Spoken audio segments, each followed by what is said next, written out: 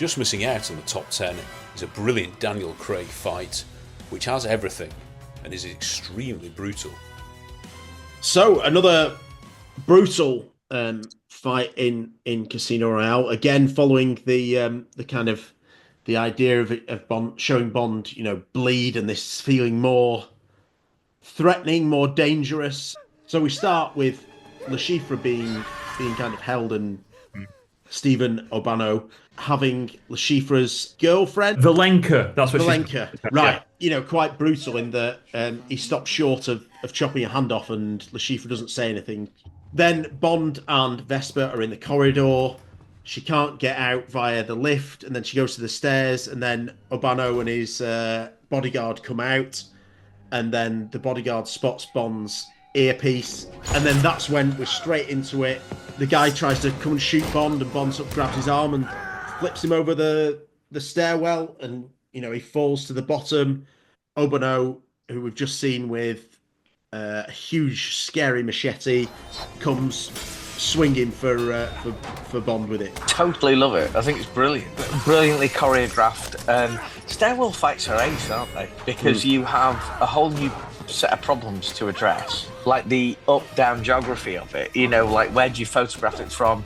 Where does it go from there? Sometimes you're above it, sometimes you're below it. You're never straight on, it seems, to it. I think it's a really, really good fight. And again, like really good choreography. I think it's pretty unique in terms of to have this in this fight. I think makes it a little bit unique.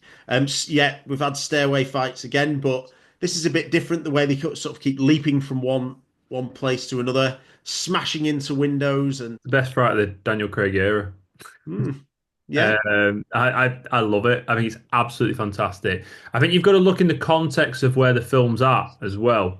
So you've just come off the back of a poker game, which I adore, but it's quite slow burning, and it's like, so you need a frenetic fight to to quote John Glenn, where are the bumps? So the rhythm of it is spot on. It has to be frenetic. If it's a slow paced fight on the back of a slow paced game, going back into a slow paced game, the tone's not right. It's such a random thing, but I've got to say it.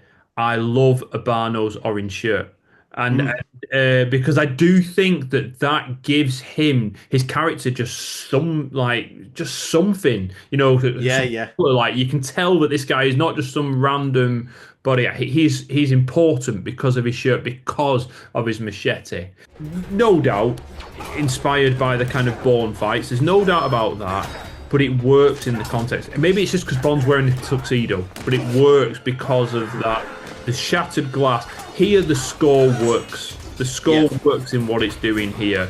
The idea of the fight going down the stairs, brilliant, really great way.